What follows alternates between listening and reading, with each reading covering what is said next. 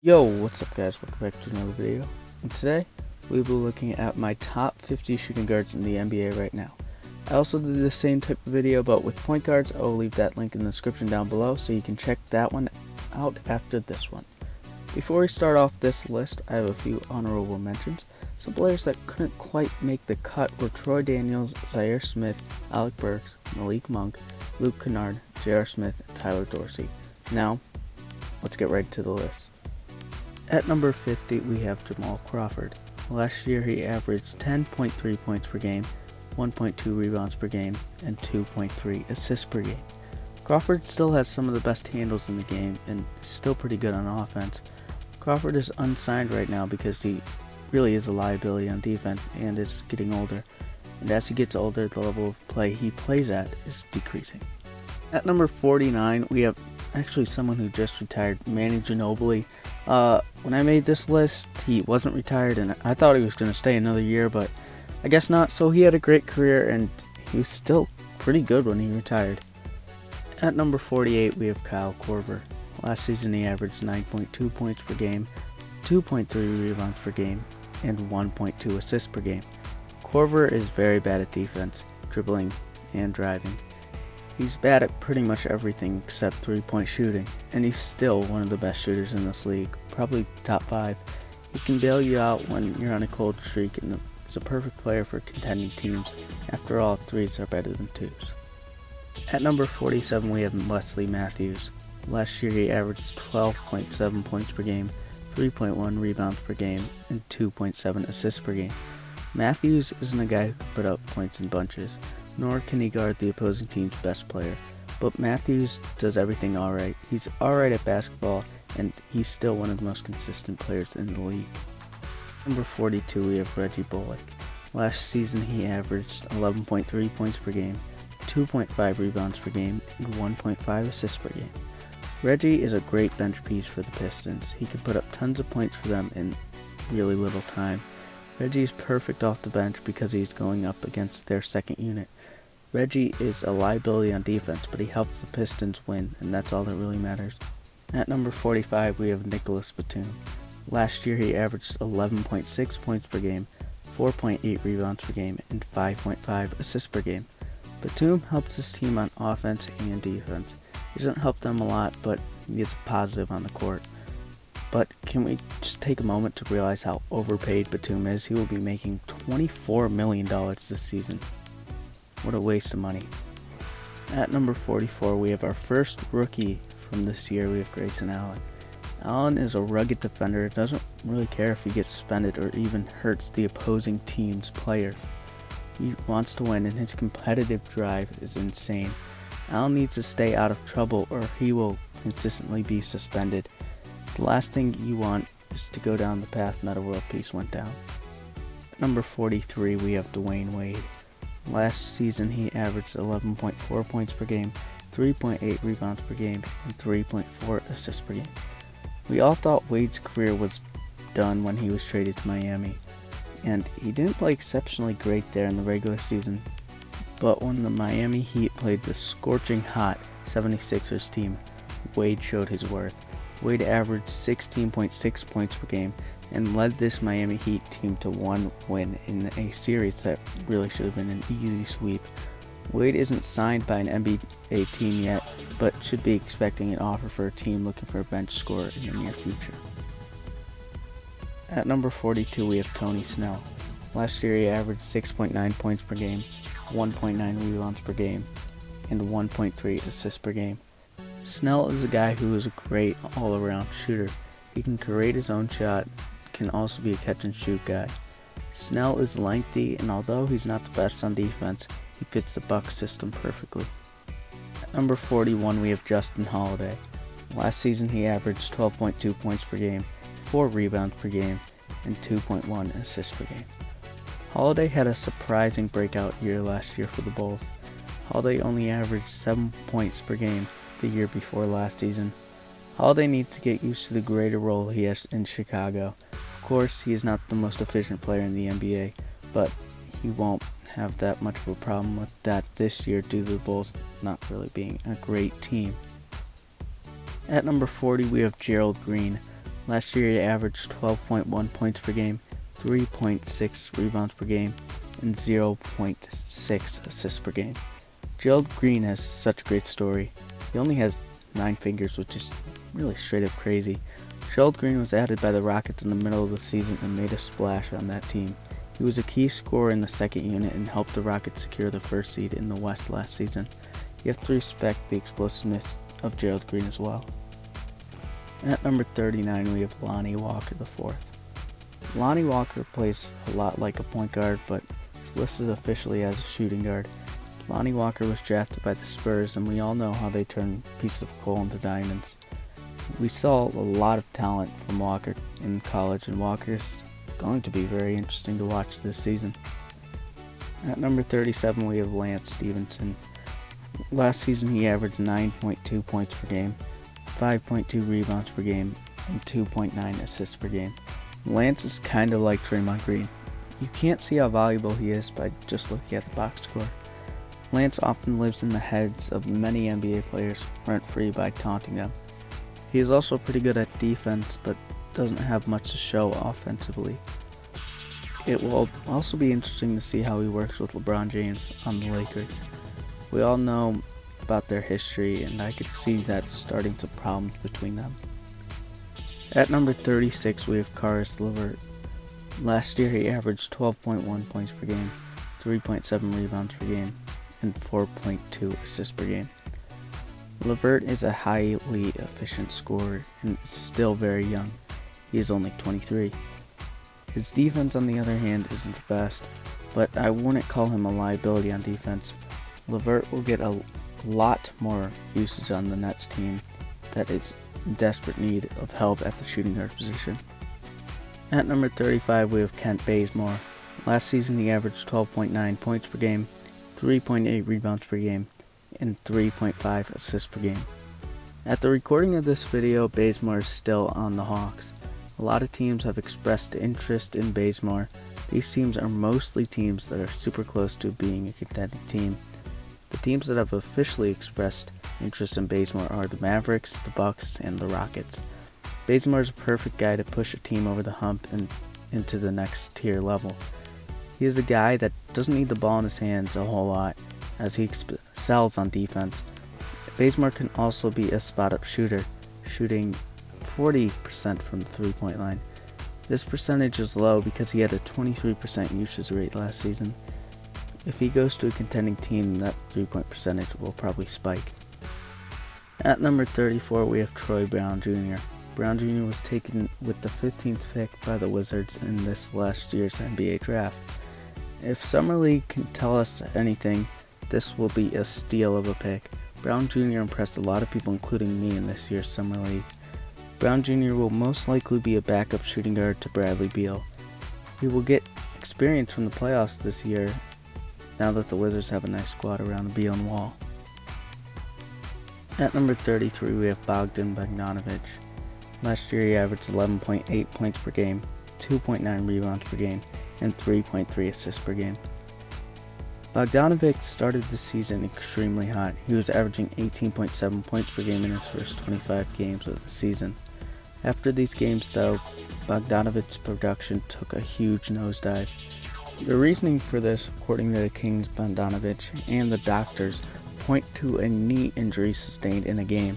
An MRI of his knee later in the season revealed a slight tear of the medial meniscus in his knee. He had surgery and is expected to be ready for Game 1. Bogdan was one of the most efficient scorers in the NBA in the first 25 games. He ranked 8th out of all qualifying players. Bogdan does have problems on defense, and if he wants a chance of being a legit superstar in this league, he has to work on that. At number 32, we have Jeremy Lamb. Last season, he averaged 12.9 points per game, 4.1 rebounds per game, and 2.3 assists per game. Lamb is one of the more underrated players in this league. He has a great three-point stroke, he can drive, and is also pretty good at mid-range shot. Although his defense doesn't stand out, he can hold his own on that side of the court. He's a nice sidekick for Kemba Walker. At number 31, we have Allen Crabbe. Last year he averaged 13.2 points per game, 4.3 rebounds per game, and 1.6 assists per game. People look at Allen Crabbe as overrated because the Brooklyn Nets matched the offer that gave Crabbe $18 million a year, but Crabbe is actually a pretty good shooting guard in this league. As per usual with shooting guards, he struggles on defense, and although he's not the most efficient offensive player, he still puts up points in bunches. He has to get used to the fact that D'Angelo Russell runs his team, not him. At number 30, we have Marco Bellinelli. Last season, he averaged 12.1 points per game, 1.9 rebounds per game, and 1.9 assists per game. Bellinelli had the best year of his career last season and was a huge part of the Sixers' playoff run. Bellinelli is one of the best catch-and-shoot players in this league. 95% of Bellinelli's three-pointers came off of assists. He recently signed with the Spurs for a 2-year, $12 million deal. I think he will have another excellent year with the Spurs, getting assists from DeJounte Murray. At number 29, we have Courtney Lee. Last year, he averaged 12 points per game, 2.9 rebounds per game, and 2.4 assists per game. Courtney Lee still holds value in the NBA currently. He is a three-point specialist who can create his own shot while also being able to catch and shoot the ball. He is also on the trading block according to many NBA insiders covering the Knicks. Lee can fit any team as a low-usage, high-efficient presence on offense who is also a solid defender. At number 28, we have Avery Bradley. Last season, he averaged 14.3 points per game, 2.5 rebounds per game, and 2 assists per game. Bradley had a really off year this season, especially with his scoring. He was struggling with injuries all season, and the season ended in him needing surgery. But the Clippers re-signed him to a 2-year, $25 million contract.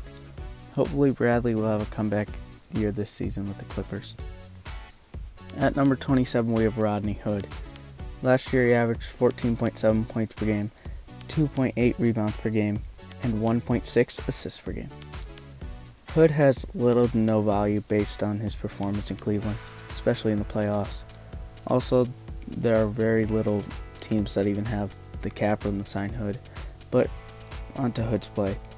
He was an extremely good player for the Jazz before he came to Cleveland. He had problems having such a small role in Cleveland. I believe that if Hood comes back to Cleveland, he will have a really good year for them. At number 26, we have Kentavious Caldwell-Pope. Last season, he averaged 13.4 points per game, 5.2 rebounds per game, and 2.2 assists per game. Pope will benefit greatly from LeBron joining the Lakers. Pope is a nice 3-and-D guy who will most likely be LeBron's number one option for driving and dishing. Pope had one of the best seasons of his career last year, according to him. He shot 38% from the three-point line and 43% from the field. At number 25, we have Buddy Hield. Last year he averaged 13.5 points per game, 3.8 rebounds per game, and 1.9 assists per game. Buddy had a horrible start to the NBA season last year, but after the All-Star break, Buddy became a really great player. Buddy was a top 30 player in 9 different category leagues after the break. The real question is if he can carry that play over to this season. Buddy's known for being incredibly inconsistent, but when he's hot, he's on fire. At number 24, we have Dion Waiters. Last season, he averaged 14.3 points per game, 2.6 rebounds per game, and 3.8 assists per game, but he only played 30 games. Dion had a huge injury problem last year with his ankle. Whenever he would come back, it kept flaring up. He is still struggling, and it's August. This should be a real concern for Waiters. Miami actually does have him on the trade block, which shows they don't really believe he will come back healthy. Although, there have been criticisms that he can't eat right or, stay in shape. It's hard to argue that when Dion Waiters is 100%, he's one hell of a player. At number 23, we have Josh Hart. Last season, he averaged 7.9 points per game, 4.2 rebounds per game, and 1.3 assists per game. I don't even know where to start here. Let's start off with Summer League. He averaged 22.4 points per game, 4.7 rebounds per game, and 2.3 assists per game. Hart won Summer League MVP, and unlike Lonzo, I think Hart actually deserved it. Hart completely balled out, and it's not just height. This kid is like the real deal. Magic Johnson said this in an interview after he was asked about Josh Hart's performance. "You better watch out because Josh Hart is pushing to start. He's been playing unbelievably in Las Vegas." And I have to say I agree with Magic on this one. As more reports come out about Hart, the more I think he will perfectly fit with LeBron. The Lakers' young talent director said Hart's jump shot is looking silky smooth. Josh Hart also had 94% of his three-pointers be off assists. Hart will be one of the players who will be elevated due to playing alongside LeBron. He could move into a top 10 shooting guard in the NBA after this season. At number 22, we have Zach LaVine. Last year he averaged 16.7 points per game, 3.9 rebounds per game, and 3 assists per game, but he only played 24 games for the Bulls. LaVine's ACL is a big question mark here. From what we saw late last season, he's actually looking pretty good. Well, on offense at least. LaVine admitted that he didn't want to be the number 2 guy and wanted to be the top scoring option on the Bulls this season. And he legitimately can be that guy with the skill set he has on offense. In the small sample size we got from him after the injury, he looked very good, but his defense is below average. He has always been a score-first guy. If he wasn't my player from 2K, his archetype would be score-first. I don't really play my career, so I don't know if that makes any sense. And also, I think it would be a waste of time to do some research on that. Moving on, his defense is a concern that should be taken very seriously. This Bulls team lacks defense from everyone except Wendell Carter Jr. LaVine won't be taken seriously until he has a little bit of defense to show for. At number 21, we have Wayne Ellington. Last season, he averaged 11.2 points per game, 2.8 rebounds per game, and 1 assist per game. Wayne Ellington is a sharpshooter. In my opinion, he's a top 5 shooter in this league. He shot 39% from the three-point line last year. But what I respect most about Ellington is what he did last year. The shooting guard position for the Heat last year was ever-changing. After Waiters went down, Ellington had to step up. Then they got Dwayne Wade and he had to come off the bench. Then Wade and Tyler Johnson were both having injury problems, so Wellington had to start again. And through all that, Ellington kept his head up and stayed consistent. There will not be that many changes this year for Ellington, and he will have an easier year, which hopefully leads to more production. At number 20, we have Marcus Smart. Last year, he averaged 10.2 points per game, 3.5 rebounds per game, and 4.8 assists per game.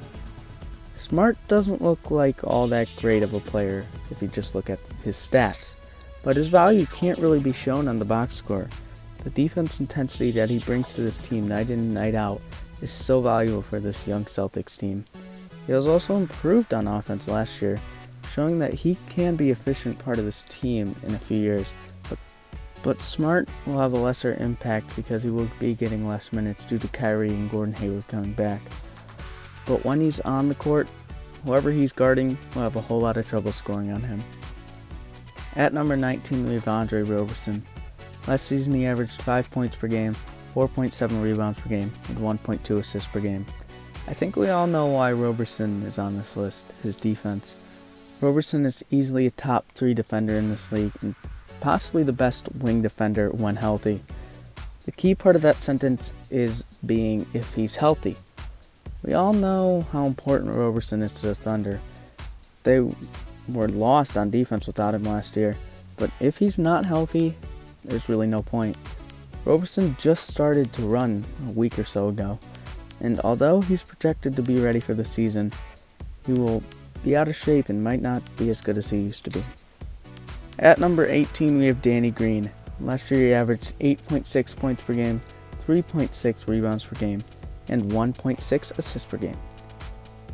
Danny Green had an off season last year. Many didn't know if it was because he was aging, but Green publicly came out and said he had knowingly played with a torn groin sometime in December. The team doctors didn't say anything. This probably led to Green being traded to the Raptors this offseason, which was an underrated part of the deal. But he played with a torn groin and still put up pretty good stats. Green is a great 3-and-D guy who should fit the gap DeMar left pretty nicely. At number 17, we have Evan Fournier. Last year, he averaged 17.8 points per game, 3.2 rebounds per game, and 2.9 assists per game. Fournier is an extremely high-profile shooter who sometimes loses judgment on what are good shots and what are bad shots. Fournier is also pretty average on defense, but he excels at being a shooter and just a scorer in general. At number 16, we have Will Barton. Last year, he averaged 15.7 points per game, 5 rebounds per game, and 4.1 assists per game. Barton came into the league as a guy who was very inefficient on offense and defense. And up until last 3 seasons, he remained like that. He has been improving in every aspect of his game since coming to the Nuggets. His defense has gotten way better over the time, and his field goal percentage has gone way up every year for the past 3 years. He is a sixth man of the Nuggets and a great bench piece behind Gary Harris. At number 15, we have JJ Redick. Last season, he averaged 17.1 points per game, 2.5 rebounds per game, and 3 assists per game. I think we can all almost agree that JJ is a top 3 shooter in the league right now. He's in the same conversation as Clay and Steph, but JJ Redick is the most important player other than Embiid and Simmons on the Sixers. He spaced the floor for Ben Simmons, who couldn't make a 3-point shot to save his life. If they play off of JJ, then they'll regret it due to JJ's 42% from the 3-point line last season. Although all he can do is shoot, he still means so much for the 76ers team. At number 14, we have Eric Gordon. Last year, he averaged 18 points per game, 2.5 rebounds per game, and 2.2 assists per game. Gordon had a great year last season. He proved that he's a great six-man for the Rockets and does great against the second unit. Gordon can run shooting guard or point guard, but is shooting guard most of the time. He plays like a point guard, which makes it hard for defenses to guard him. He's an average defender and a really average shooter, but can make them when he needs to. But he's great at getting past the defender, and the Rockets do better when Gordon is on the floor. At number 13, we have Jaylen Brown. Last season, he averaged 14.5 points per game, 4.3 rebounds per game, and 1.6 assists per game. Jaylen Brown is almost at the elite slasher level. He's nothing special from deep, shooting mostly when wide open. His average from the 3-point line is 40%, but his defense, man, he's a great defender. Aaron Baines, who was a part of the 2014 NBA champion Spurs, compared Jaylen Brown to Kawhi Leonard, the Finals MVP that year. He believes Jaylen can step up this year just like Kawhi. It is certainly possible that the Celtics can win the championship this year, and if Jaylen steps up, that greatly increases the Celtics' odds of winning the chip. At number 12, we have Sweet Lou Williams. Last year, he averaged 22.6 points per game, 2.5 rebounds per game, and 5.3 assists per game. Lou Williams had a career year last season. It was a surprising piece to the Clippers last year and won 6th Man of the Year. He probably shouldn't have come off the bench considering there's no one even close to the level of Lou Williams. Williams could even be the star of that Clippers team. The Clippers team lacks star power, and they hope Williams can be the leader of that team.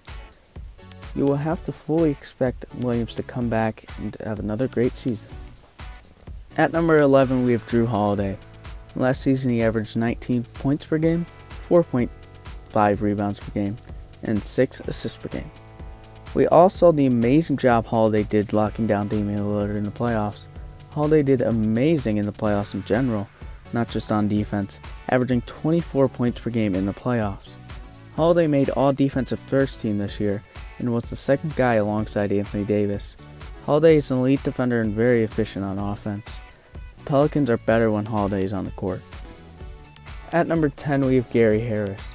Last year he averaged 17.5 points per game, 2.6 rebounds per game, and 2.9 assists per game.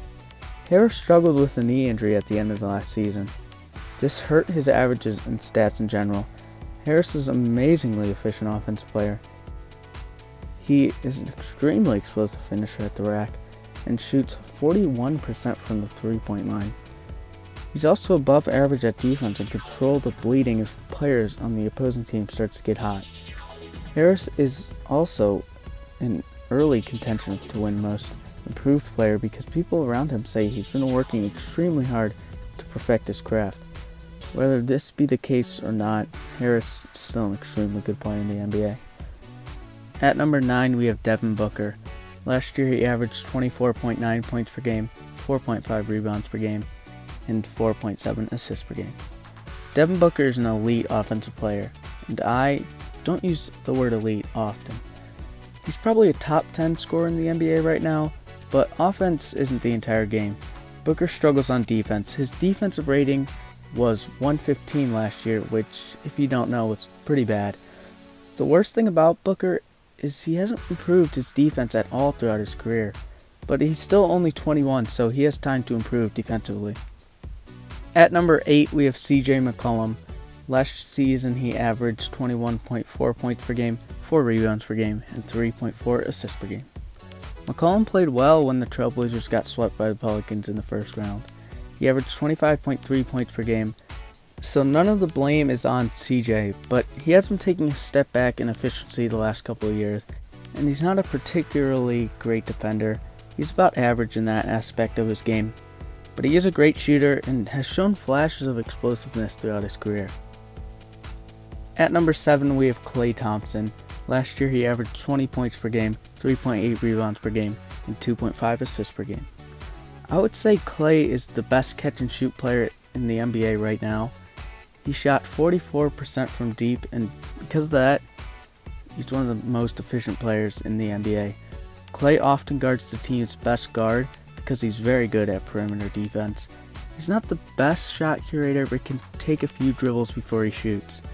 Klay often bails the Warriors out when both KD and Steph are cold. Although he is the third option, he could be a first option on a very good team. At number 6 we have Donovan Mitchell.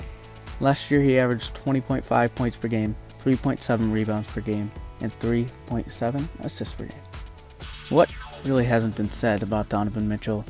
He took a team whose best player left them and took them to the second round of the playoffs in the West. He averaged 24.4 points in the playoffs, and he did this as a rookie. He is amazing at offense, being one of the most explosive players in the league currently. He can shoot from deep when he needs to, although he only shot 34% from downtown last year.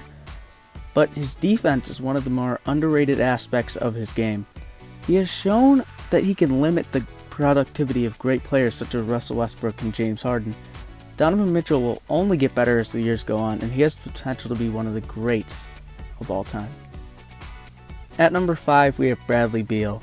Last season he averaged 22.6 points per game, 4.4 rebounds per game, and 4.5 assists per game. Bradley Beal's importance to the Wizards is underrated. We all know Beal is an amazing player and who is also very efficient, but he has the perfect shooting guard to pair up with John Wall. He's a great catch and shoot guy who can create his own shot. John Wall doesn't have to get him open for him to be successful. He can create his own shots when Wall is having an off day. Beal's an average defender who isn't great, nor is he bad. He's just alright. All in all, Beal's a great player who fits perfectly next to John Wall. At number 4 we have Victor Oladipo.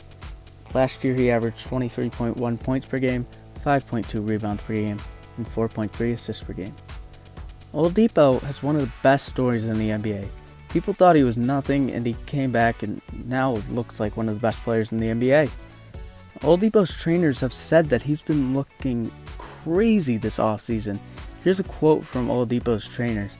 "If you thought he was explosive last year, this year he's going to be effing crazy. He's turning into a mini LeBron." What? That sounds absolutely ridiculous. I think we all saw the text that Victor Oladipo sent to his trainer minutes after the playoff loss and said that he was ready to take his game to the next level. So on offense, he's getting better, but I haven't even talked about the best part of his game, his defense. He made all defensive first team last year and also made all NBA third team. If all the hype around Oladipo and his crazy training schedule is true, he will be a top 2 shooting guard in the NBA next season. At number 3, we have DeMar DeRozan. Last season he averaged 23 points per game, 3.9 rebounds per game, and 5.2 assists per game.